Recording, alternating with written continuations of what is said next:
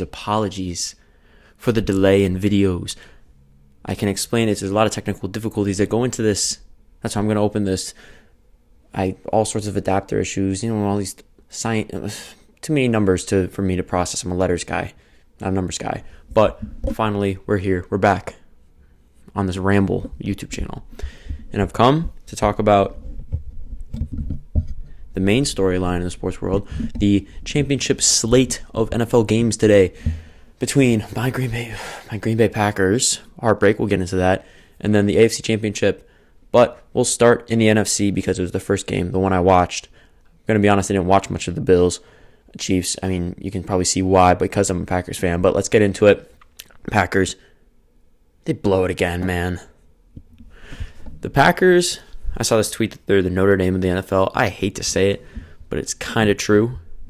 They toy with me so often to the point where it feels like it's our year. 2014 felt like our year. Rodgers MVP year, had all the weapons in the world, pretty good defense, heartbreak on the onside kick, Brandon Bostic fumbles the bag, and a couple blowouts later in the NFC Championship, we're back here, number one seed. It feels like all the stars are aligning. Rodgers' first home game at Lambeau, and we're a dynamic offense, one of the best offenses in the league, top 10 defense. And we don't want to say laid an egg. Early on, laid an egg. Made it very hard to come back. But early on, that defense played horrible, man. Oh, my gosh. Kevin King this year he's such a polarizing player. He's similar to a few other players that are on the Packers where half the time they make a miraculous play. Like Marquez Valdes-Scantling. That's who I was thinking of. Half the time they make a miraculous play. Half the time they make a play where like, okay, let's go Kevin King. Be that guy. Be that number 2 corner that we drafted in the high second round, who I was really excited for coming out of college. Be that guy next to Jair Island that can shore up this secondary because safeties are good. Second corner, it was our hole, and the Bucs were the team to expose it because of the plethora of receiving threats they have. Antonio Brown's out for the game, and they just slotted in Scotty Miller, who had a fantastic game. He obviously caught that cheesy ball. He didn't do much beyond that, but that's enough to give you a great game. And for Kevin King to continually get exposed, I was kind of excited for when he was listed as active for the game because he was questionable. Came in, I was like, okay, let's go. Kevin King's in. Wish he had sat. This man was getting smoked left and right, and to start out. The Bucs team, I mean, obviously they're great offense. The Packers came out trying to stop the run, which I understand that's been their weakness all year, but the Bucs, sure, Leonard Fournette's on a tear right now, but I would rather have Leonard Fournette beat me than Tom Brady, Chris Godwin, Mike Evans. Drop those guys back. Don't worry about the run as much. And the Bucs exposed them. They could kind of do whatever they want, especially early on. And that halftime play, that play right before halftime, where Mike Pettin calls, I think they had a timeout, calls a timeout, and then proceeds to pull a Greg Williams, where he runs like an engage 8 or something like that, has one cornerback, dropping back, running with Scotty Miller. Scotty Miller's fast. He's sneaky fast. He's no like Julian Edelman, Wes Welker. He's faster than those guys. He's not your stereotypical Brady slot receiver, but he blazes by Kevin King, because of course he does. Kevin King's kind of slow. And that play was demoralizing. That's when my hopes for this game were down the toilet. That's why at the lowest point was halftime for me. I did not say a word during halftime. Because if that game goes into halftime 17-10, that's anyone's game. And that extra 4 points that they got from that's something that's inexcusable, honestly, from Mike Pettin. That's a horrible play call. And he's been frustrating all year long. He makes these bozo moves every once in a while where you say, what are you doing? What in God's name made you think that was a smart idea, Mike Pettin? And Packers have had a tough time finding a good defense coordinator. They've been good defense all year long, but they do have the tendency to give up the big play, and we saw that today. They gave up a bunch of big plays. Whether it be Chris Godwin, whether it be Mike Evans early on, whether it be the Scotty Miller play. Brady could just kept lobbing it up. And that play where like Chris Godwin bodies Darnell Savage because Darnell Savage just doesn't jump with him. Mike Evans made a couple of leaping grabs. Scotty Miller obviously had that one. Tyler Johnson had a great big catch. It's like this Packers team gets right there where you think this is our year because it felt like our year. Everything was there. And they come out, can't block anything. I understand Bakhtiari's out, but Rick Wagner and Billy Turner were horrible today at tackle to protect Rodgers. Shaq Barrett and Jason Pierre-Paul did whatever they wanted to today. Whatever they wanted to. Rick Wagner did, honestly, a pathetic job guarding Shaq Barrett. Shaq Barrett was shedding him every single time. And that's a big thing of what it comes down to. There's so many talking points about this game that the Packers just could have changed. There's so many little things that you look at, that Mike Pettin play call, that horrible protection all game long. Rodgers got sacked. It was, let me look right here, 5 times. That's unacceptable, honestly, to Brady's 1 sack for 5 yards. That was a big moment, game changer. And then in the second half, to not capitalize off of all those interceptions, to have 3 interceptions in 7 throws for Brady, and to have 3 and outs from those second and third pick is horrible offense. It's not what you can do in a game of this magnitude, to show up and not be able to, because this defense, honestly, in the second half played tremendously. They were horrible in the first half and then got their act together. Offense came back. Packers, I felt we're going to win this game pretty much in the second half. Once they started making that run, it felt in my head, I'm like, okay, Packers are going to pull this out. They always have this season. They always do. And it just never came because they weren't able to execute off turnovers. Matt LaFleur, I love the guy. But in that situation, I said, don't take the field goal. If this is the NFC Championship, this is a huge game. This is the biggest game of your coaching career. And to take a conservative approach like that and to try to put the ball back in Tom Brady's hand, the greatest player to ever do it, because Rodgers is the muttote. He's the most talented of all time. Brady is the greatest of all time. He's one of the smartest to ever do it. You can't put the ball in his hands with that little time and expect your defense, which granted had been good, to have a 3 and out. That's tough expectations. And they could have done it if Kevin King didn't kind of screw up there. I'll get into that later because that really irked me. But yeah, it's a weird decision because you needed a touchdown anyway. I would have gone for it because, like, in the playoffs, within the 10-yard line, you're not going to get in the 10-yard line all that often.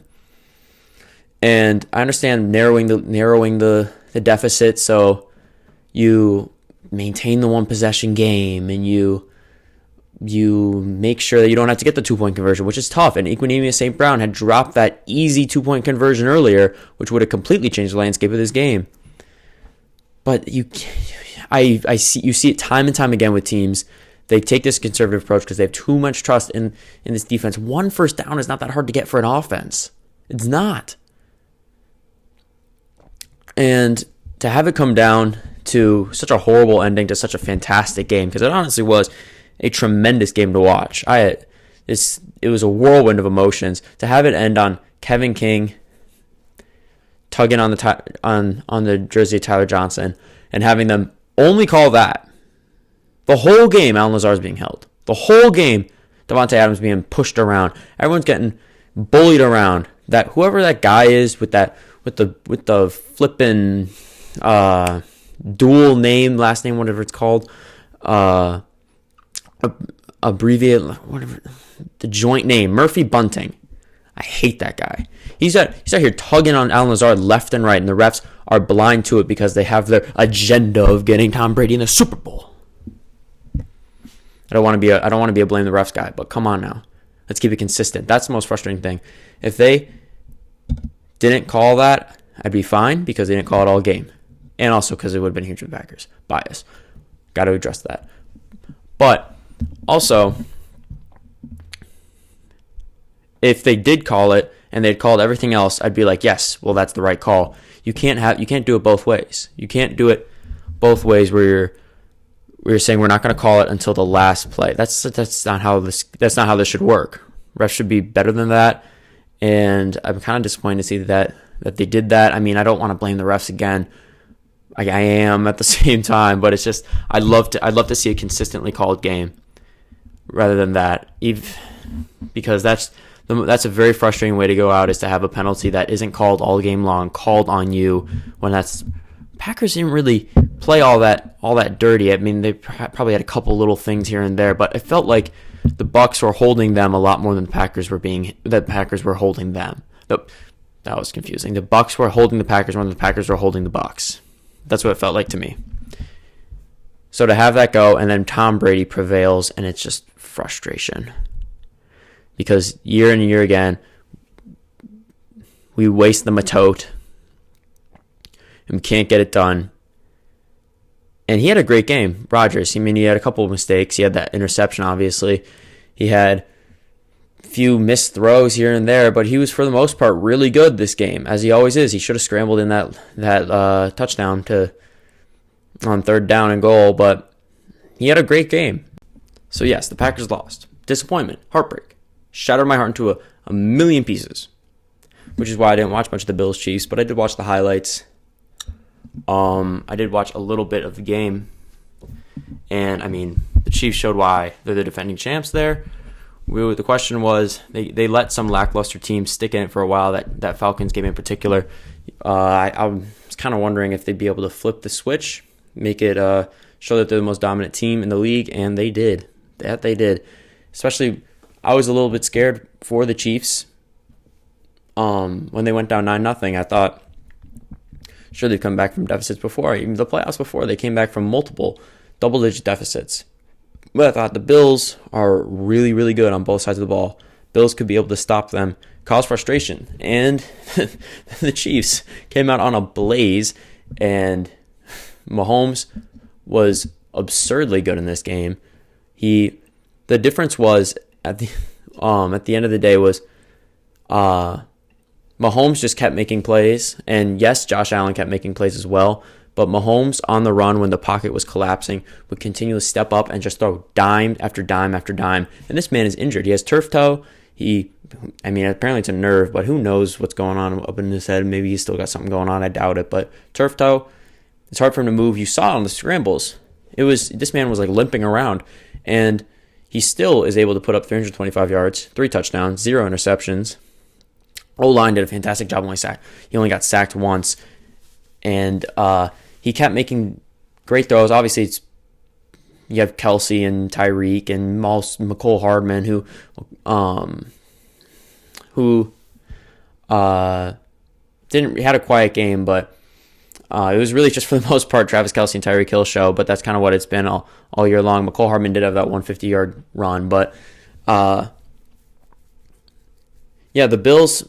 Josh Allen had a fantastic. He had a really good game as well. He had that interception and that 2-point interception. Don't know if that really, who cares, but the game was over by then. But he had that fourth quarter interception where you were thinking, Josh Allen, what are you doing? Like Josh Allen, as miraculous as he's been, and how many insane throws where you go, Josh Allen, how is that even possible? He also has those throws still where you're saying, what did you see there? He threw it into a very tight lane where he really had no chance of completing that pass, and you get the glimpse of him in the past couple of years where he's had like the 50% completion percentage. That's what that throw was. That was old Josh Allen, not new Josh Allen. He still had a pretty good game. Chiefs defense, that their front seven was incredible this game. Constant pressure on Josh Allen. He was scrambling around left and right. He, for the most part, was able to get out of a lot with 88 rushing yards. Had some great on-the-run throws. But when it's constant pressure, like Mahomes had pressure on him, yes, but it wasn't that often. It was pretty much every play for Josh Allen. This man was getting bull rushed by Chris Jones and Frank Clark, all those dudes. And it's just for the Bills, I guess someone does circle the wagons better than the Buffalo Bills. It's a heartbreaking loss. I was excited to see this. I wanted to see this team play the Packers in the Super Bowl. I went 0 for 2. Not great. I guess we're going to see Mahomes again. I am rooting hard for the Chiefs on this one. I'm fully a part of Chiefs Kingdom now because Tom Terrific. I would love to see him lose. Would love it after he broke my heart. And just how irritating that team is, honestly. I got so annoyed by that team. And I hate... Oh, my God. Oh, I shouldn't say that. I was very upset with the Bucs secondary today and all those characters. Carlton Davis talks a little too much. Isn't even verified on Twitter. Come on, man. But Chiefs versus Tom. Mahomes versus Tom. I see Mahomes. I hope Mahomes just kills them. I hope we have a replication of what happened earlier in the year. Actually, I don't hope they kill him. I hope it's a good game because I still want to watch. I still want to watch this game to have a good game. I honestly would rather not watch this game just because I'm the whole time going to be like, man, I wish I was there. I wish my team was there. But that's kind of become the usual. So that's about it. That wraps it up. Chiefs look dominant again. I see them coming away with this, make it back-to-back. That's incredibly impressive job by Andy Reid and that staff and the players to be able to come out and have a chance to make it back-to-back Super Bowls. That's incredibly difficult to do, especially with COVID year. That's to not have a hangover from last year and then to not have all that many issues with your team surrounding COVID where your team takes a big hit.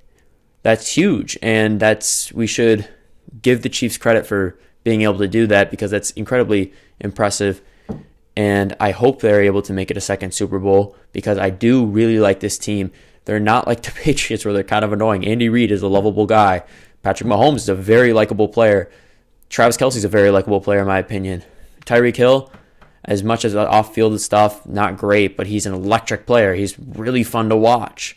They're a really fun team to watch, and that's at the end of the day what it means when you're not watching your team. You want to watch something fun, and the Chiefs are just that.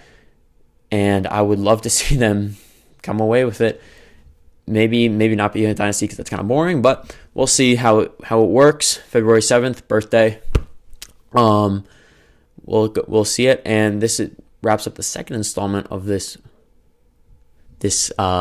series of rambles. I hope you all enjoyed. I know it's kind of messy. I'll try to get these out more often. We're trying to improve on our skills, so that's how we're going to roll. But for now, I'll see y'all later. I got to get back to my homework. Have a great day.